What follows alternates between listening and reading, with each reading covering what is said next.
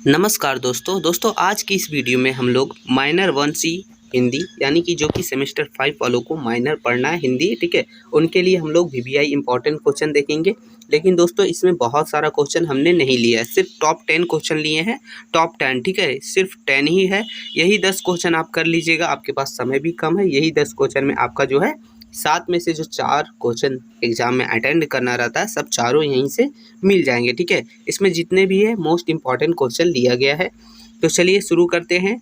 तो हम लोग पहला क्वेश्चन लिए हैं कि हिंदी भाषा का उद्भव और विकास पर विस्तृत टिप्पणी लिखें। तो ये एक इम्पॉर्टेंट क्वेश्चन में से बहुत ज़्यादा इम्पॉर्टेंट है, ठीक है।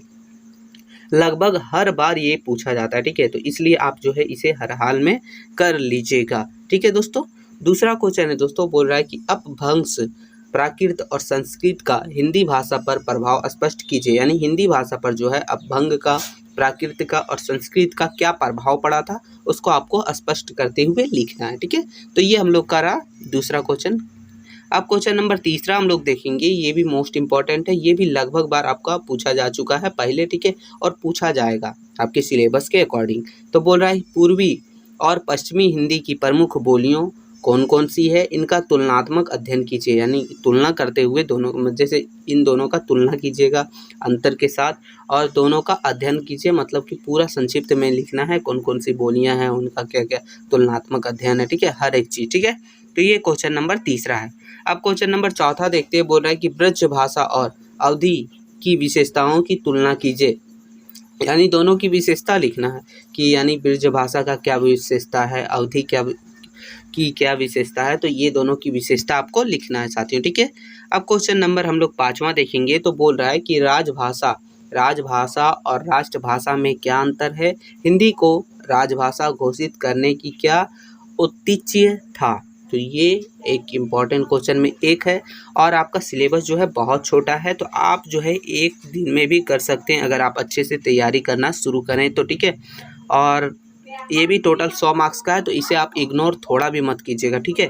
आगे क्वेश्चन नंबर 6 हम लोग देखेंगे। तो बोल रहा है कि भारतीय संविधान में हिंदी की स्थिति का वर्णन कीजिए।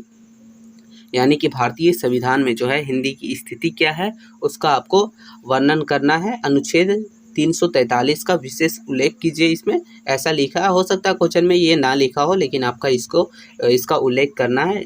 मतलब अनुच्छेद 343 में हिंदी के बारे में लिखा गया है, तो ये चीज़ आपको ध्यान रखना है, ठीक है। अब 7वां नंबर क्वेश्चन है हम लोग का दोस्तों, बोल रहा है कि संपर्क भाषा के रूप में हिंदी की भूमिका और महत्व बताइए। यानी कि संपर्क भाषा के रूप में हिंदी कैसी भूमिका निभा रही है और इसका कैसे महत्व है, ठीक है।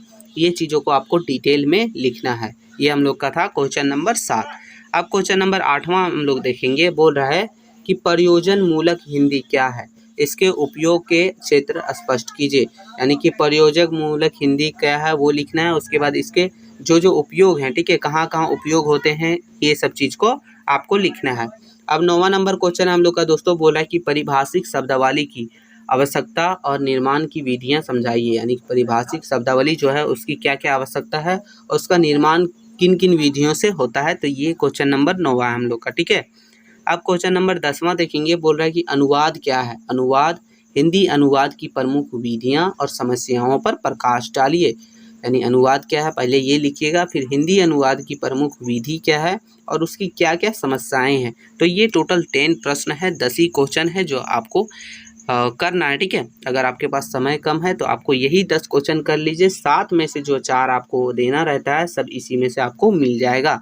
और अगर वीडियो हेल्पफुल लगे तो एक लाइक कर दीजिएगा, और जब भी एग्ज़ाम दे के आइए अगर क्वेश्चन मैच कर रहा हो तो आप कमेंट करके ज़रूर बताइए, ताकि हमें भी मोटिवेशन मिलता है और वीडियो बनाने में अच्छा लगता है, ठीक है। इसका PDF भी आपको हमारे टेलीग्राम चैनल पर मिल जाएगा, डिस्क्रिप्शन में लिंक है, जाके टेलीग्राम चैनल को ज्वाइन कीजिए। चैनल पर नया है तो चैनल को सब्सक्राइब कर लीजिएगा, ताकि जैसे ही कोई वीडियो अपलोड हो सबसे पहले आपको नोटिफिकेशन मिल सके, ठीक है दोस्तों। तो मिलते हैं नई वीडियो में, तब तक के लिए जय हिंद साथियों।